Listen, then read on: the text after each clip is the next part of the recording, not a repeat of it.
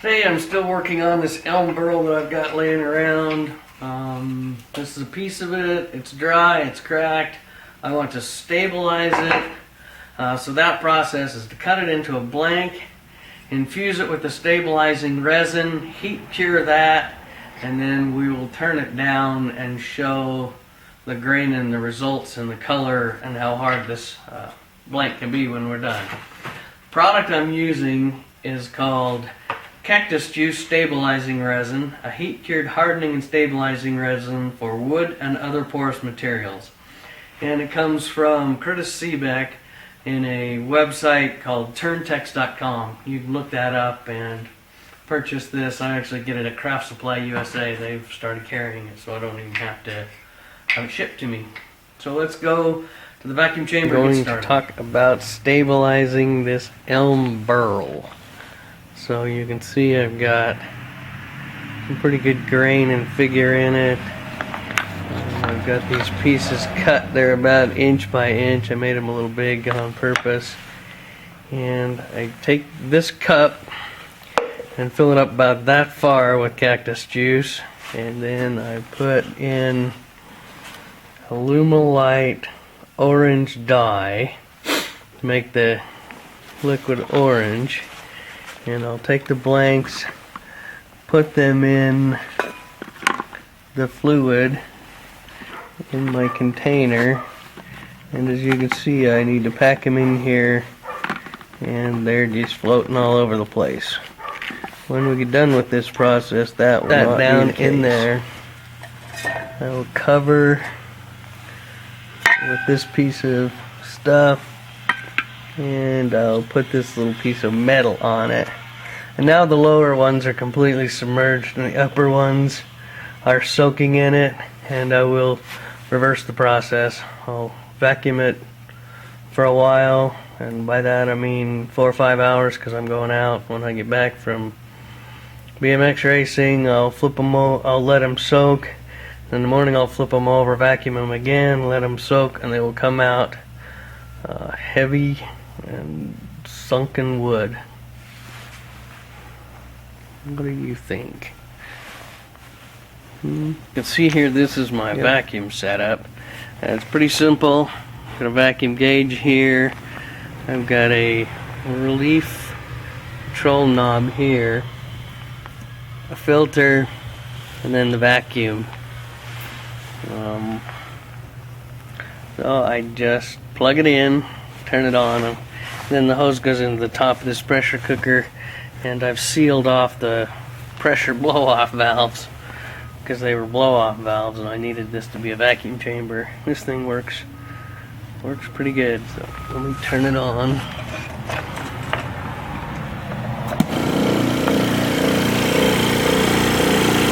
And watch the gauge. You can see it's just pulling air in through here. But if I rotate that knob, I can pretty much get whatever vacuum I want. So when I put brand new blanks in,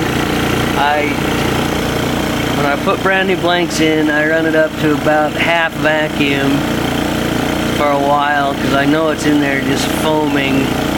And then after, I don't know, half an hour, I'll run it up to full vacuum. But to go from atmosphere to full vacuum, it only takes 30 seconds or something. This is a nice little gassed rotary pump. At this step, we are done with the vacuuming and the soaking. I've had the vacuum on it for hours, overnight, on part of them. And then I swapped the ones underneath for the ones on top. So these that are on top soaked all night in the bottom last night in the fluid. So I just kind of take my time, and now I just pull these out. Okay, now I'm going to bring these out, and I'll put them in this cup so they can soak. But as you can see, as Curtis Seebeck pointed out, they don't float anymore. But I did have them.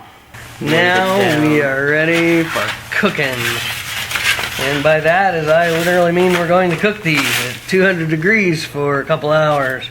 And because we just coated them in plastic, they will spill out a little bit. So it's highly recommended that you wrap them in foil. So I kind of conserve the foil a little bit and go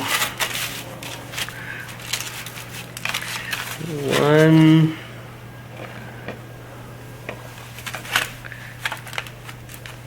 2, and then I just have these 2 pieces. Those were oven tray, and I've got them rolled up and wrapped up. And this is an Elm Burl sandwich with orange Alumilite. And so I take my easy bake oven, which is actually not an easy bake oven. It's a something $12.99 at the dollar store, at the thrift store. And I set it to 200 and I check the lights on. I want my toast medium, because that's actually the courtesy back said 45 minutes to an hour. Says you can leave them in for as long as 5 days, because he's done that before and it won't hurt it. But if you take them out early, you're in trouble. So I'm going to leave this in for at least a couple hours. Come back and make sure the acrylic's nice and hard. Now we are going to take the Cactus Juice blanks out of the oven. You can see they're semi-wrapped in foil to keep them from sticking together mostly. So I'm going to set them over blanks here. Come out. That orange is pretty cool. They've leaked out a little bit, but that also means they're fully infused with orange dye, and they're hard. They're stable. They're not soft wood anymore.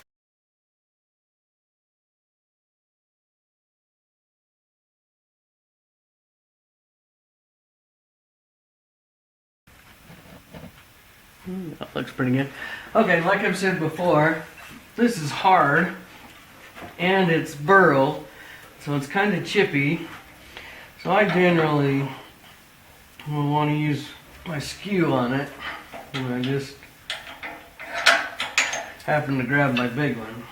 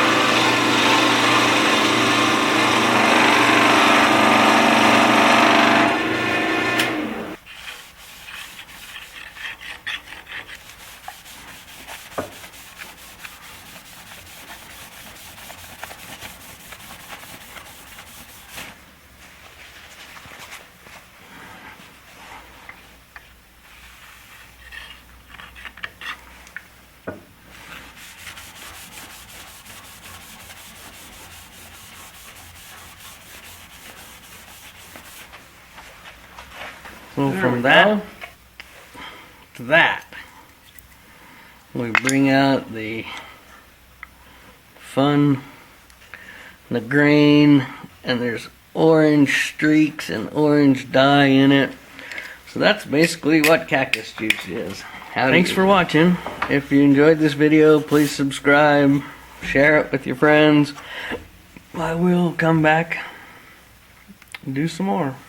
The 3-step transformation between the burl, it's got a little bit of bark on it, and the swirls here and the spikes. I take most of this bark off. It just comes off. And then put it in the cactus juice and soak it, vacuum it, cook it, and then when we've turned it down, you can see this amazing swirl and curl. Swirls, the dark orange kind of just accentuates. But these are pieces that came off the other half of this, I think.